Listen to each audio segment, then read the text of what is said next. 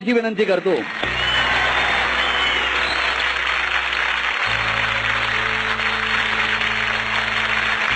विशेष पोलीस महानिरीक्षक श्री विश्वास नांगरे पाटील यांचे इथे या मंचावरती स्वागत आहे.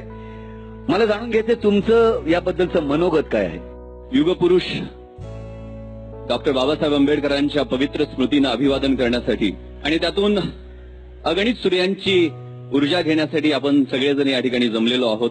दैवायतम तू कुले महायतम तू पौरुषम. कोणत्या कुळामध्ये जन्म घ्यावा हे तुझ्या हातामध्ये नाहीये, परंतु पुरुषार्थ काय आहे ते दाखवणं तुझ्या मनगटामध्ये आहे. भारतीय घटनेचे शिल्पकार, सामाजिक समतेचे पुरस्कर्ते, राजकीय विचारवंत, राष्ट्रवादाचे व्याख्याते, कायदे पंडित, अर्थतज्ञ, धर्मप्रबोधनकार डॉक्टर बाबासाहेब आंबेडकरांनी आपल्या सगळ्यांना शिका, संघटित व्हा आणि संघर्ष करा हा संदेश दिला, मूलमंत्र दिला.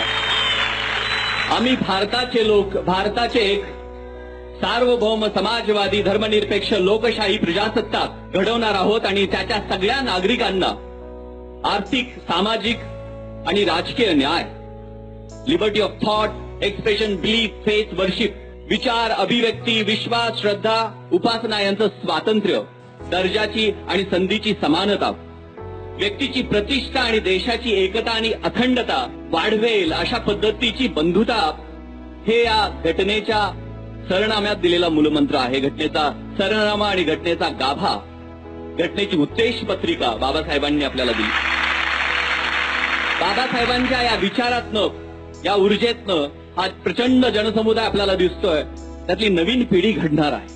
आज आपल्याला माहित आहे की बाबासाहेबांनी दिलेल्या घटनेत मूलभूत हक्क दिले, पण त्याबरोबर मूलभूत कर्तव्य दिली, ज्यामध्ये सार्वजनिक संपत्तीचं संरक्षण करणं, तिचं नुकसान न करणं, हिंसाचाराचा निग्रहपूर्वक त्याग करणं, जात, धर्म, भेद, पंथ, भाषा, प्रदेश हे सगळे भेद विसरून सामाजिक ऐक्य, एकता, अखंडता वृद्धित करणं हे अभिप्रेत आहे. आज दुर्दैवानं काही घटक हे रंगांच्या वाटण्या, महापुरुषांच्या वाटण्या, संतांच्या वाटण्या, वर्गणीच्या वाटण्या, झेंड्यांच्या वाटण्या, पुतळ्यांच्या वाटण्या करण्यात व्यग्र आहेत आणि त्यातनं अपप्रचार, अफवा, जातीयतेचं विष कालवलं जातं. काही ठिकाणी तणाव वाढतात आणि दंगली घडतात. एक बौद्ध धर्मातली गोष्ट आहे. एक संत नदीमध्ये आंघोळ करत होते आणि त्यांच्या लक्षात आले की विंचू पाण्यात बुडून मरायला लागलाय. त्यांच्या मनामध्ये करुणा जागृत झाली. त्यांनी त्या विंचूला वाचवण्यासाठी हात पाण्यामध्ये घातला. तो विंचू होता, कडकडून त्यांच्या हाताला दंश केला, वेदना झाली. त्याला परत पाण्यात सोडून दिलं. परत तो पाण्यात बुडायला लागला. परत मरतोय, परत उचलून वरती घेतला, परत त्यानं दंश केला.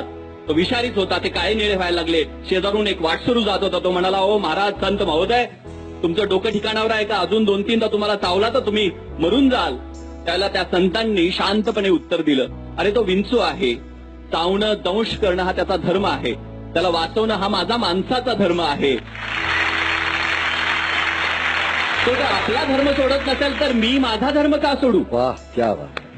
त्यामुळे अशा विंचवी वृत्तींना पोलीस खात्याला आजच्या संक्रमणशील परिस्थितीमध्ये त्यांच्याशी हाताळताना खूप प्रगल्भतेने, संयमाने आणि संयतपणे काम करावं लागत आहे. ही खाकी कोणत्याही रंगामध्ये मिश्र होत नाही.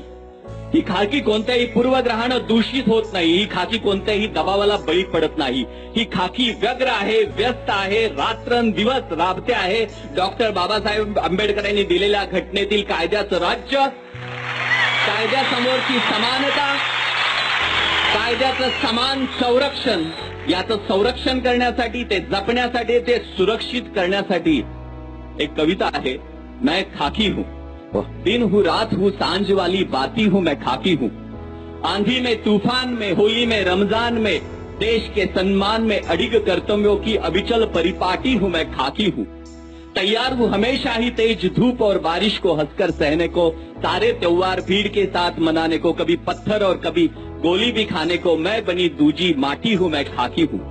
विघ्न विकट सहकर भी सुशोभित सज्जित भाती हूं, मुस्काती हूं, इटलाती हूं, वर्दी में गौरव पाती हूं, मैं खाकी हूं.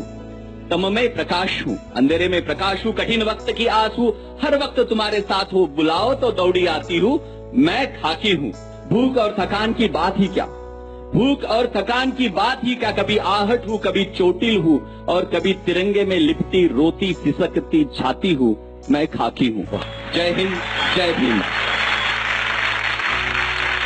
विश्वासजी, ही युवाचे जे प्रेक्षक आहेत, युवा प्रेक्षक आहेत, त्यांच्यासाठी तुम्ही काय संदेश द्याल? हे पहा, आपले जे दैवत आहेत छत्रपती शिवाजी महाराज,